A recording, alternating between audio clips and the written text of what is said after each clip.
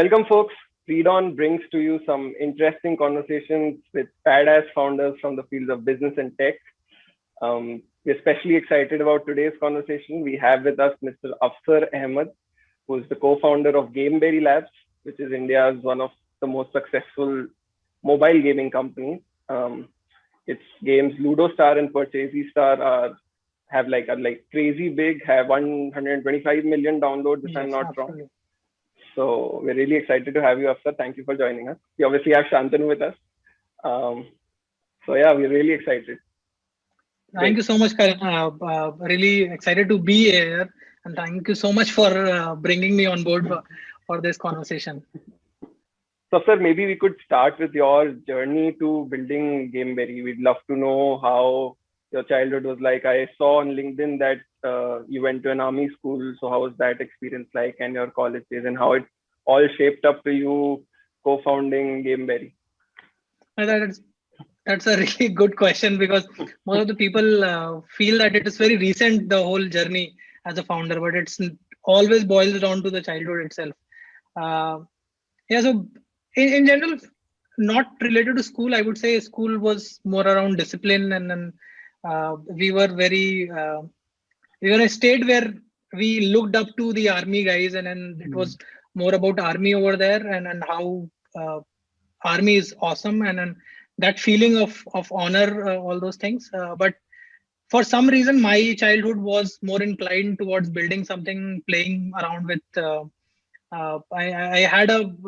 I liked being in a team which was built by me. So that is something that is starts very early in my career, in my life, basically. So the mohalla, I mean, what do you call it, neighborhood where I was living, there was no cricket team as such, proper cricket team over there. So for me, I wanted to play cricket, and I wanted somebody to be there, because I just can't play it on my own, right? I had practiced it on my own as well, but I wanted somebody to be there. So I bought those wickets. I convinced my dad to buy the wicket, the bat, the ball, everything, and then I convinced some people around me to start learning cricket, and I started teaching them कि यार कैसे खेलते हैं, कि मजा आता है, क्या rules है, क्या चीजें हैं. And then over the period of time, we built a team of 10, 11 people, and all these people were entirely different from each other, and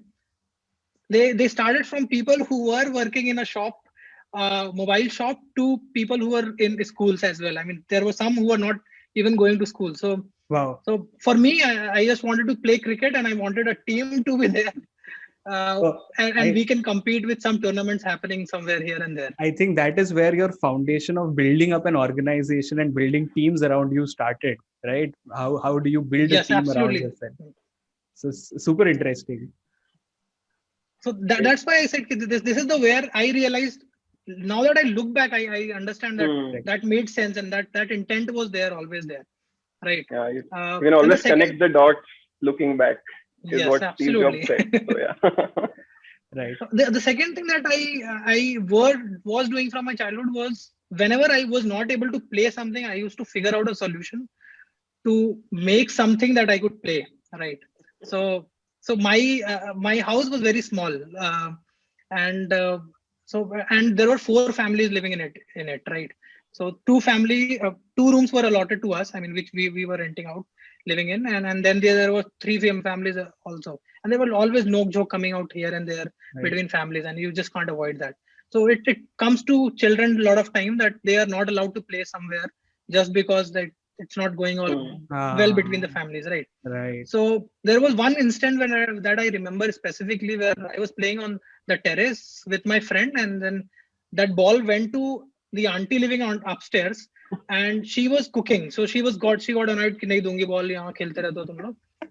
And then I was pretty embarrassed with the fact that I have to deal with this, right? I want to play and I have to deal with this.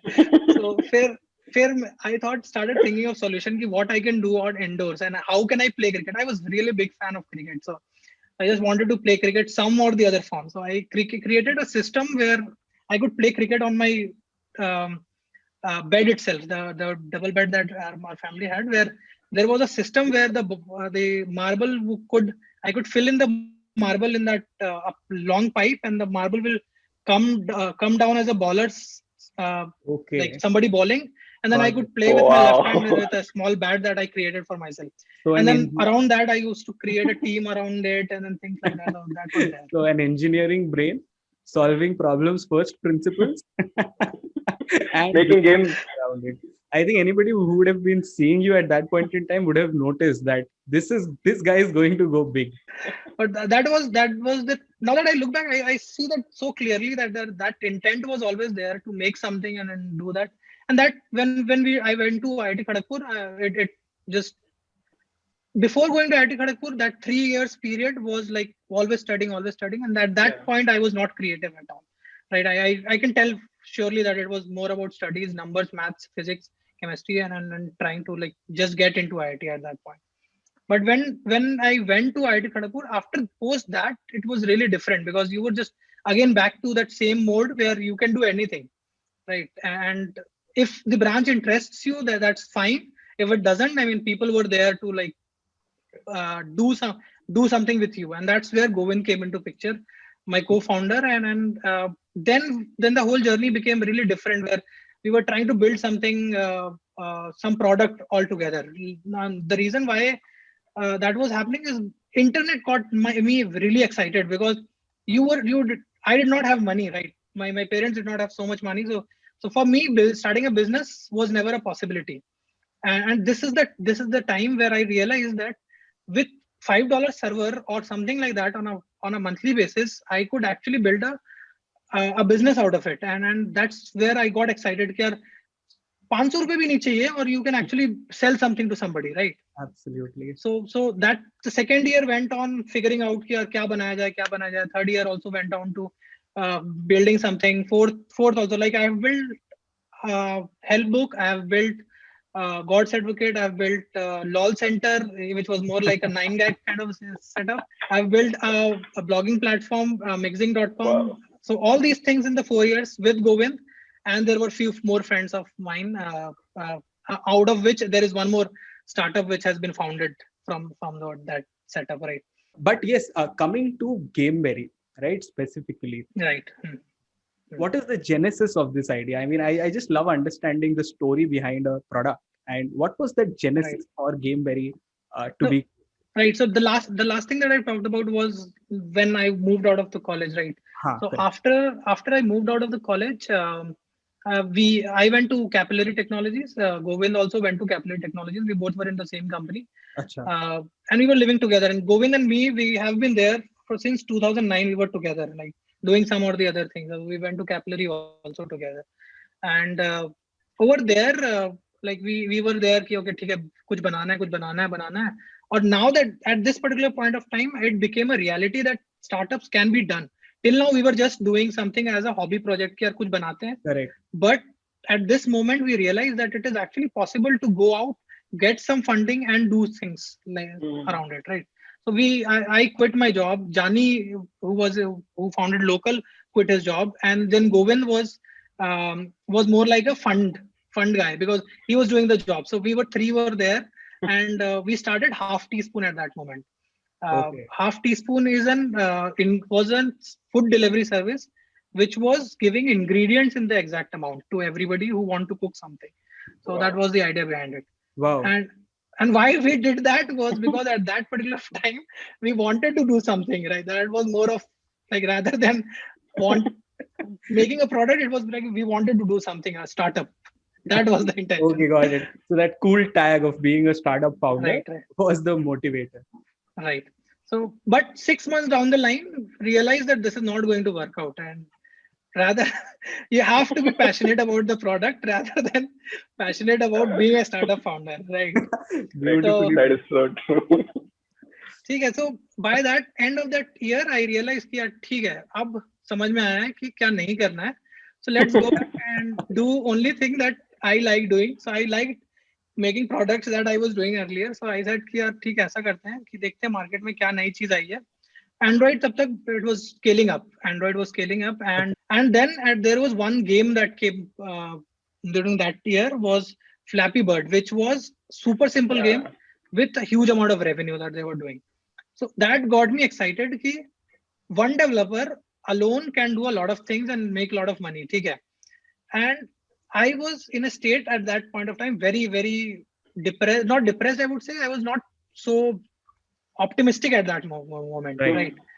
After failures and failures and failures, I was not so optimistic. So I thought कि यार अब ऐसा करते हैं, चुपचाप बैठते हैं, कुछ बनाते हैं एक प्रोडक्ट और धूम मचा देंगे.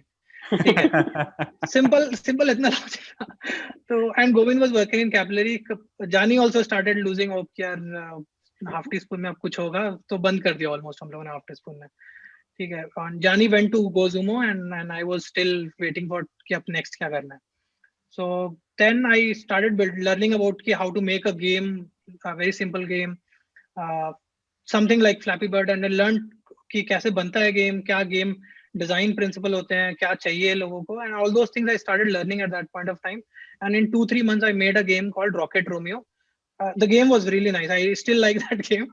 But when I launched that game, I realized that this is not just about making a product. It is more about the business. I mean, it is all more around it. You have to market it. You have to get reach to the people. You have to try and understand a lot of things. And I was sure कि यार ये खुद से नहीं हो पाएगा अभी for the time being. So then I decided कि यार let me go to somewhere where people are building games, and then because the process was really nice, I enjoyed the whole process of building game, and I can relate that why I enjoyed that process, because games earlier also I liked really making those games, right? Correct. So I went to Moonfrog, who got funded at that point of time. Pushpesh was from IT Kharagpur, so we got along very quickly. So that's how I went to Moonfrog. Started as a games prototype engineer, was building small games with them, and then after 8-9 months, I felt that this is a good place, and the place was really nice for engineers especially. So I called Govind over there. Yeah, let's experience. You also experience this part, and then you also come over here. So Govind also came to Moonfrog. We spent 1.5 years over there, and then finally after 1.5 years, we realized that we want to build good games, and maybe what Moonfrog was trying to do is not aligned with what I am trying to achieve, right? So then we thought let's part our ways, let's start making something. And this time when we were starting up, we were very sure that we wanted to make good games, and that was the reason behind starting up, not the other way around this time. Superb.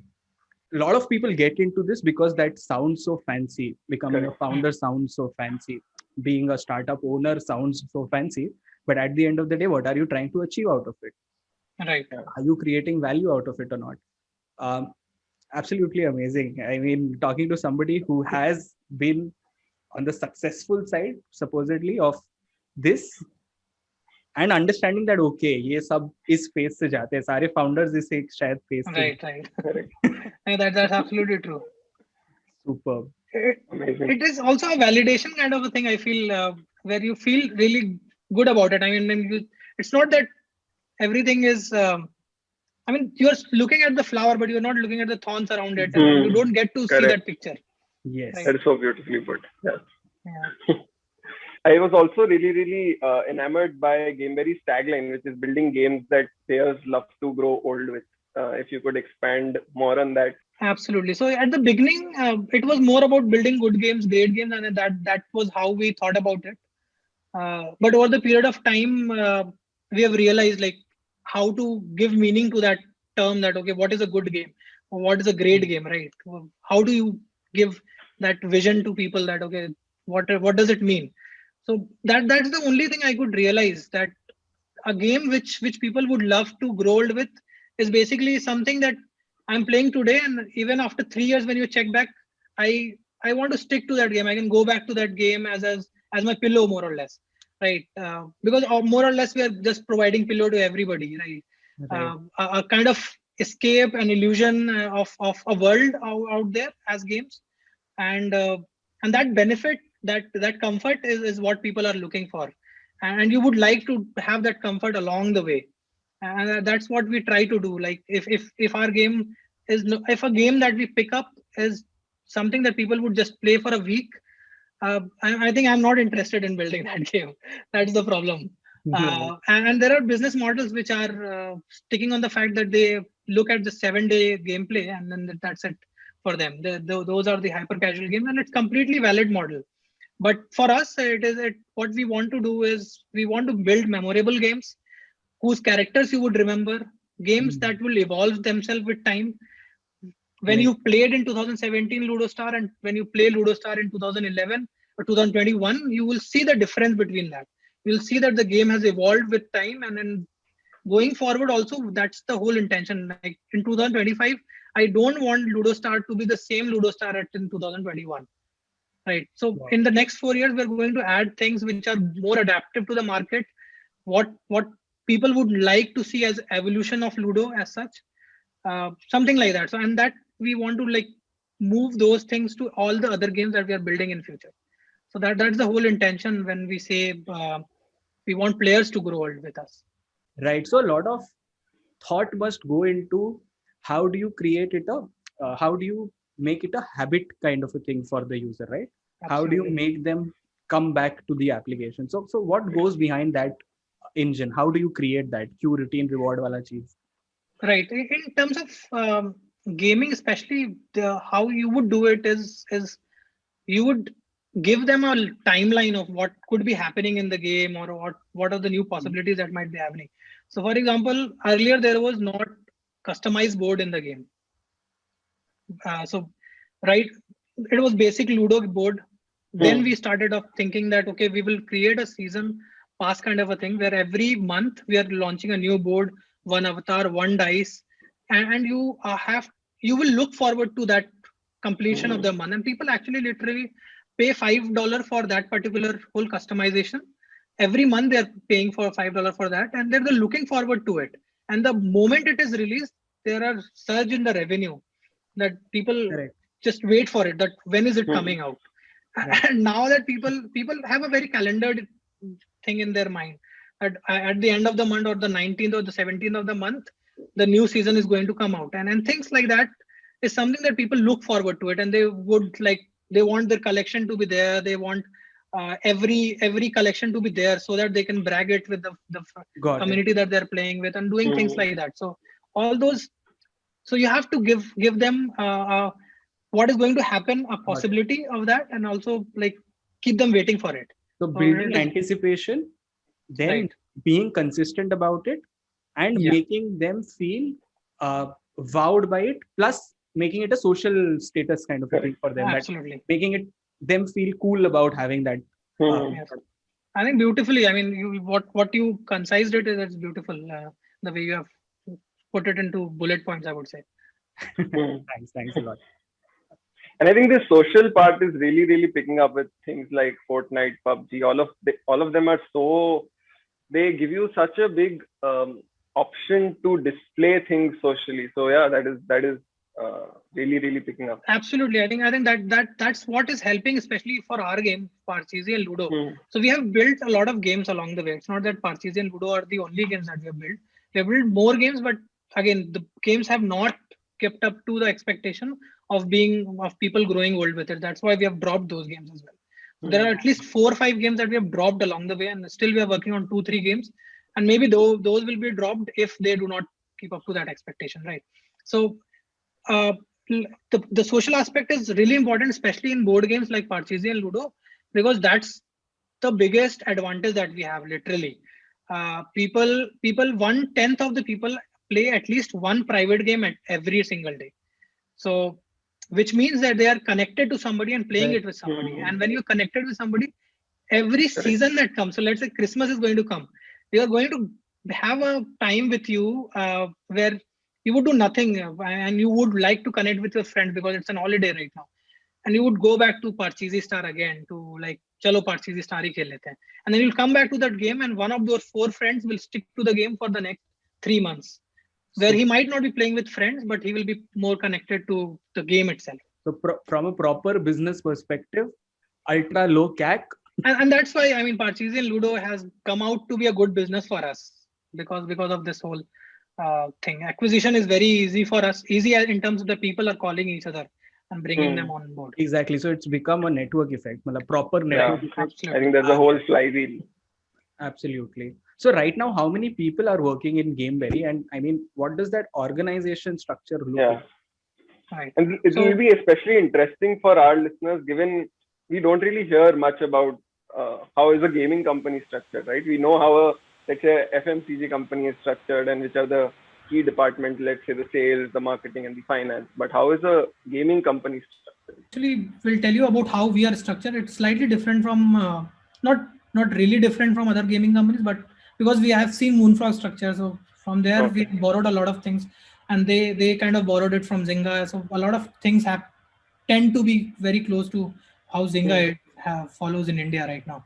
But what we're trying to do is like try to understand with the time what gaps have been created, trying to fill those gaps. And so in general, gaming companies, how they are structured, it is more around the games itself. So right now we have Parcheesi Ludo. Then there is one team which is working on a puzzle game, and there is one team which is working on an action 2D game. So there are three teams that we have right now. And these three teams will internally have product managers, then game designers and UX designers. These three, how we treat is as a triangle, that product manager, game designer, and UX designers have to work together to think about what the users want, what they're looking out for, right? And once these guys have spec'd out the details of what the users are looking out, then it gets on to the art team, where the art team is responsible for the making it lively, like make it fun, right? So that's where art team comes into play. And then when the art team is done with all these things, and animation and art are combined in this stage of art itself, then it goes to the development part, where the production, QA, and development is kind of mixed. Got it. So there are three basic divisions, if you say. Although, and there are the newer teams work more collaboratively than the bigger teams. So the bigger teams have more like special pods in them, but the early teams have developer, artist, product, and UX mixed together, like one single meeting, one single discussions. But as you grow, you kind of divide them into different. So you start with a generalistic kind of a team with a lot of brain power, diverse brain power. Yes. And once you start scaling it up, you make it into specialized verticals. Absolutely. More broadly divided between them. And even the product, UX, and game design is also then further divided into maybe metric level. So for example, for Ludo Parcheesi, you will see that one particular pod is looking into retention metric, which is 5 out of 7 days I want people to be there in our game. So that particular metric is one which we are looking at. The other metric is how do you monetize from events, dynamic content in the game. That is, events team is looking into it. Then there is one team which is looking from the expansion point of view. Expansion is basically when you are looking of what new things to bring in the game every 3 months. So they are looking after bigger challenges, taking up bigger things that can be there in the game. So this helps us evolve over the period of time.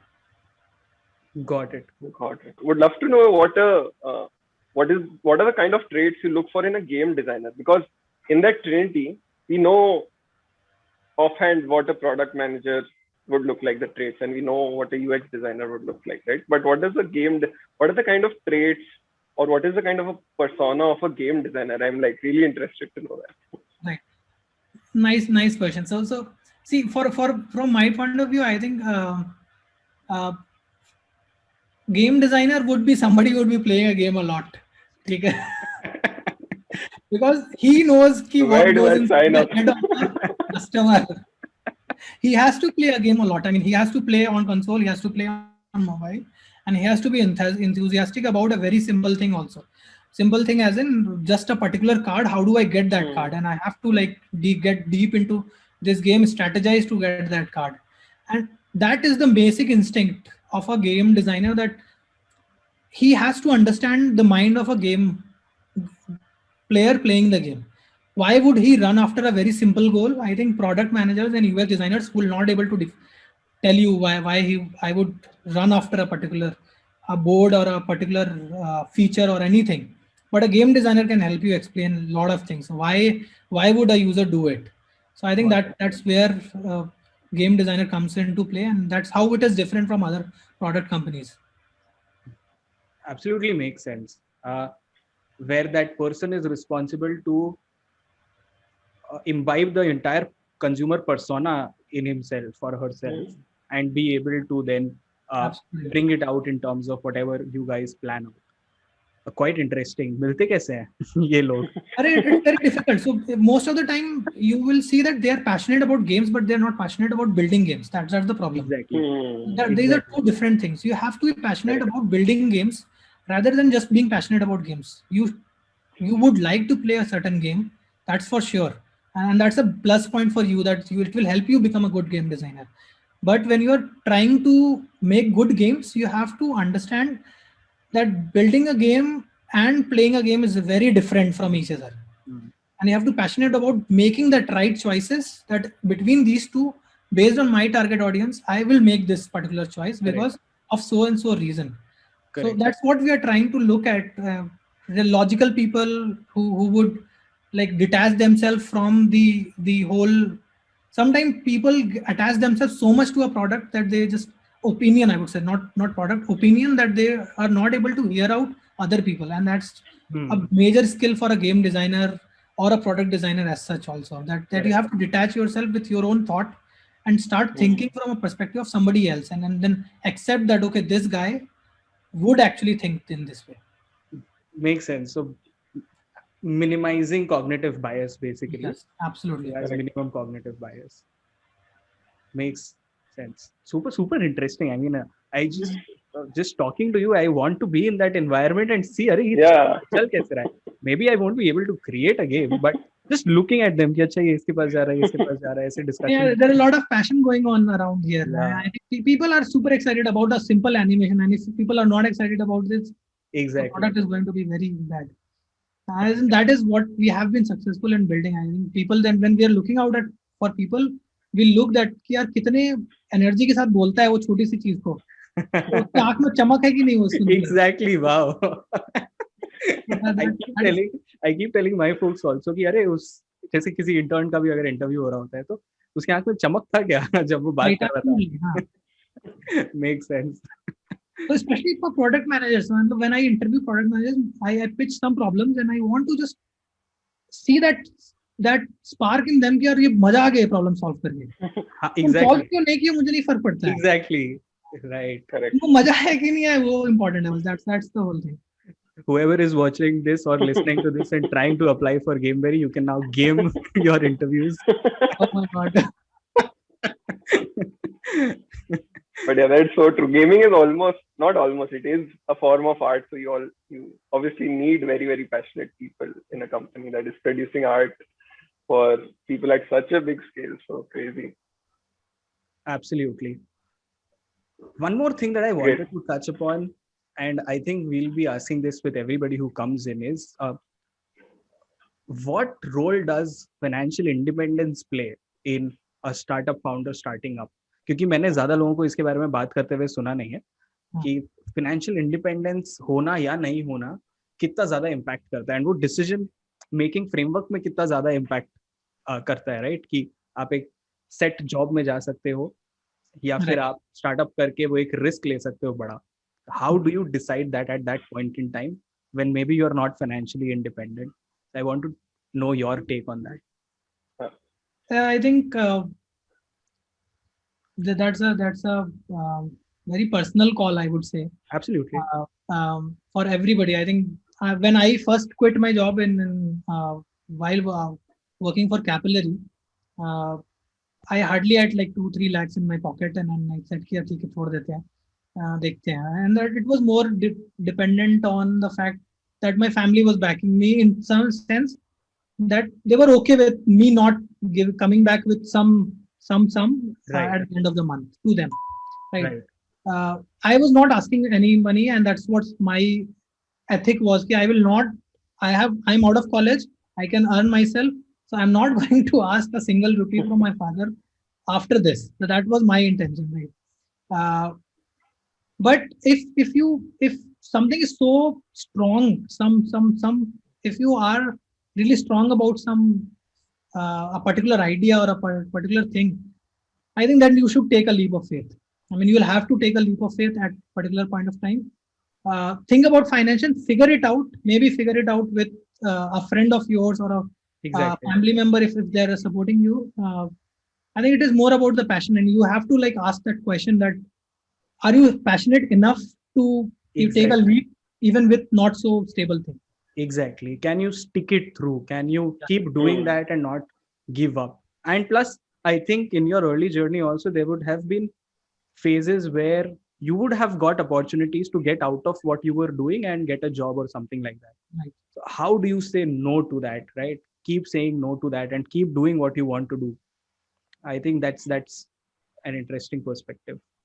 So Yes. even in case of Gameberry, so when we started up, we had decent amount of money, and the idea was that Ludo was doing very well in market. Ludo King was there, and then they were getting a lot of downloads. But we thought that हम लोग इससे अच्छा Ludo बना सकते हैं. I mean, that is how we started up. Right. And we were very enthusiastic that Ludo तो बहुत बढ़िया बना देंगे हम लोग. ये तो कुछ भी नहीं है इसके सामने. And when you look at the features that we gave, we were the first time people giving 4-player online. We were giving statuses in the game. We were giving private tables, 4-player, team up mode. All these modes were the first time anybody has introduced in Ludo in the market. Then Ludo King also started, like, they expand their product and they also did this. So, but in the first 3 months, we were not making money as such. ठीक है, और ऐसा नहीं था कि financially बहुत stable थे उस टाइम पे भी हम लोग. And there was one call which I remember distinctly. My father needed some money because he was doing some work of the house and he needed some money. And my bank balance was equal to that money that he wanted. Like, ठीक है. And then I said कि यार ठीक है, तो देखते हैं क्या होता है. And I gave him that money कि ठीक है, अब आपने बोल दिया तो मैं कुछ नहीं मना कर सकता हूँ. I have to give you that money. I gave it to my father, and then because we were growing, I was having that confidence कि यार figure out हो जाएगा कैसे पैसे बनाएंगे हम लोग. Correct. And वो थोड़ा सा craziness भी I think चाहिए ही होता है. देखा जाएगा. If you logically go on a Excel sheet and plot everything. Absolutely. We were having this conversation in the morning itself. कि यार Excel पे plot करके पता नहीं कैसा दिख रहा है future, but करते हैं. Correct. I think it's true for us right now. So maybe when we look at multiple games that we are in the early stage, I kind of, we have evaluated so many games. Every time you evaluate a particular thing, you are going to choose a thing which is suboptimal in nature. Correct. हाँ. मतलब break through वही चीज होगी जो तुम्हें आज लग रहा है कि this cannot be explained. Correct. Correct. That is the problem with the whole startup ecosystem. कि breakthrough जो होता है ना, वो कभी logically explain नहीं हो पाता. Exactly. And breakthrough he break करते जाते हैं चीजों को. मतलब जितनी ज्यादा break हो सकती है चीजें, वो breakthrough को achieve करने में होती है शायद. Absolutely. And there will be one guy sitting out there in somewhere in a Bangalore's small room who is thinking about that breakthrough, और कर देगा. और ये पूरी कंपनी 60-70 लोगों की बैठ के कुछ नहीं कर सकती उसके सामने. Correct. Because he's taking a leap of faith on that particular thing. और उसको पता है कि यार मैं कर लूंगा इसको जो भी है. So it is very driven, not so logically, I would say. Wow. Absolutely. So logic side में रखो थोड़े time के लिए and just back your passions. I think that is true. Being a bit practical about it कि भाई daily का खर्चा निकल जाए, खाने का पैसा कैसे आएगा डेली का वो निकल जाए, but उसके अलावा I think वो पैशन ही फ्यूल हो जाता है बॉडी के लिए. हाँ, just think about यार खाना मिलेगा कि नहीं मिलेगा, रहने को होगा कि नहीं होगा. If that is sorted, then I think it is okay. Absolutely. And as you rightly said that getting that backup from your family also is very important. कि ठीक है भाई, आप contribute नहीं भी करोगे family में तो भी it's all right. Just go ahead and do that. Having those conversations with your family also is very important for any early stage. True. My father in the first, when I first stopped working, my father said कि I was catching the train coming back, and he said कि ज़्यादा तेज मत भागना, गिर जाओगे. ठीक है. When I first quit. So उस समय तो मुझे समझ में नहीं आई वो बात, but he was right at that point. But again, if I have to go back and take that decision again, I would take that decision again. I would say. Absolutely. I think this is also something that I've seen in all of the conversations that I have with people like you is that regrets की तरह नहीं देखते. It's just that journey has been so beautiful and that learning experience has been so beautiful that there are no regrets in that journey. Absolutely. Superb. I'm sure you guys, your journey is also coming similar, and you would be more passionate when you're talking to somebody else about the same thing. I'm pretty sure about that. I hope. Hope so. So, sir, we also wanted to know what is your outlook on the gaming industry, especially in India, right? Because it's still in a very nascent stage. You don't see many big gaming companies coming out of there. We are still evolving and reaching that mature stage. So, what is your So outlook I like? think if you, in terms of revenue, if you check about the big gaming studios, I think people have done outside the country, people have done really, really well. Especially if you look at Israel or Turkey, for say, these two countries have been something which is similar to India in terms of what they should be, but they have like turned the table around and they have are among the top 10 gaming studios. They have one studio at least which is they're rocking the charts, right? So, and potentially India should have at least one or two studios which would do that. The only reason I see why India has not been able to do it is because we have been so focused कि India का इतना बड़ा traffic होने वाला है हम लोग का कि हम लोग गेम्स बनाते ही नहीं है बाहर के लिए. So that's the intention. And Israel and Turkey, these guys have never focused on themselves. They have focused on the markets which are growing and which are giving a lot of revenue. That is why Indian studios have not been able to scale up so much, right? And Indian studios will scale up in future when India is big in terms of revenue as well. I mean, in terms of revenue, India is not so big. In terms of DAU, it is really big.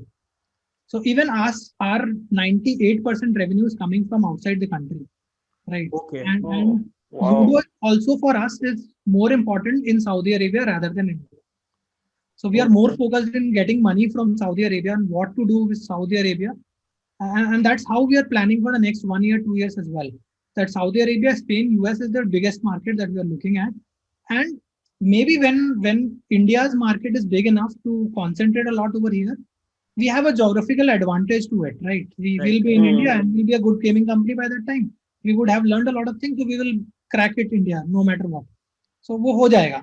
अभी के लिए for the time being, let's concentrate on market which will give you revenue. Will help you establish a big organization rather than like, relying on a VC funding and taking money and doing it. Let's focus on getting the business metrics right, being profitable continuously, becoming 30%, 40% increase every year on year. I think that's what we are looking at, and that's how I think if Indian gaming companies right now, even if they have to concentrate on some market, they should try out global market itself. There are still a lot of opportunities over there, and then you can build a lot of games. I mean, anything you try and innovate for 1 year, you'll be better than anybody else out there.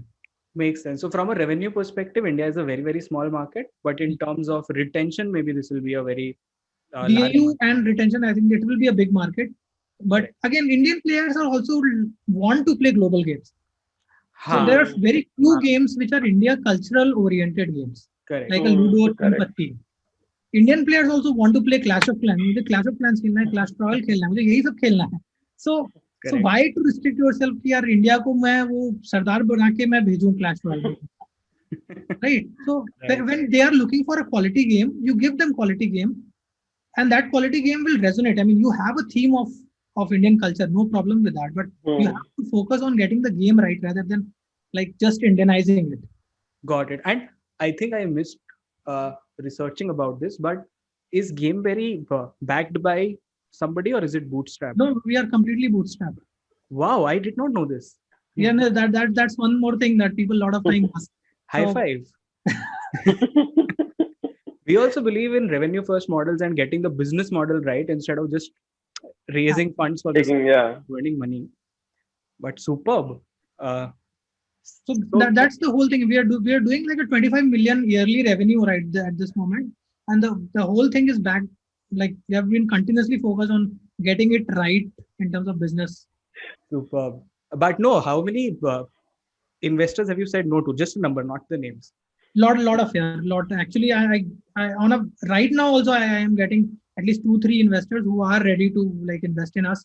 At least no, if not invest, people are actually looking for merger and acquisitions now. Super. And how do you feel about it? वो feeling कैसी होती है? That is what I want to understand. I think I've got past that particular emotion यार. पहले अच्छा लगता था कि लोग reach out कर रहे हैं, अब लगता है ठीक है यार ये कुछ try कर रहे हैं लोग try कर रहे हैं हाँ. So the real badass. There are companies from US as well जो कि चाहते हैं कि they want to move to Indian market, and they see that there are 2-3 companies in India which are potentially a good collaboration, and that's why they're considering us as well. Superb. Wow. Wow. I am thanking myself for asking that question. Yeah. Superb. But I think that's where the whole badass thing now comes into the picture. I know you're downplaying it, but the journey has Wow, yeah, really. completely been a badass journey. Saying no to investors, bootstrapping your way to creating the organization that you've created, and just your story itself is so inspiring for so many people that तुम्हें हमेशा जाके funding raise करना important नहीं है. You get your business metrics right. You be passionate about your product and build a super high performing team around yourself, and you can nail it. Right. Super. True. And that is true. But थोड़ा सा इसमें मतलब एक अलग point of view है. There are some businesses which cannot be actually made without these funds. So that is something that the practical aspect of it comes Absolutely. Makes sense. Absolutely. But yeah, it's still difficult to But say no for a gaming company, when I the think- Tiger Global comes to you and says कि हम पैसे देते हैं आपको. But yeah, Right. I think if you are building a company which is you don't see that it is going to be cash positive in a good amount of time, and you are passionate about the product, it makes sense to raise fund for that. makes sense. Right. Awesome, yaar. I just loved the conversation. Me too. Karan, Thank you if you so have much. any other questions, we The can. only question I have is, do you still like play games? Are you someone who does a lot of gaming now at this stage? यार मुझे तो लगता है I think मेरी company में सबसे ज्यादा game मैं ही खेलता हूँ. सही है, वही होना चाहिए ना. What is your favorite game? I currently I'm playing this game called Match Masters. I'm really fan of this. Again, Israeli company. They have recently raised 50 million and they're scaling it up. बहुत सही बनाया है ये. मचा दिया है. We'll check that out. We'll definitely check that out. Thanks, Afsar. Thanks for sharing your journey. I enjoyed a lot. Karan has been having his magic moments. I know वो मेरे से क्या बात करने वाला है after the call. Gaming company हम भी खोलते हैं, हमें मुझे भी देखना है लोग गेम्स डिजाइन करते हैं. Superb, Afsar. Hi everyone, I hope you enjoyed today's episode of Badass Baniyaas. Do subscribe to the channel, hit the bell notification icon so that you don't miss out on any of our updates, and let us know in the comments which entrepreneurs would you want us to interview next. Thanks for your time. Bye-bye.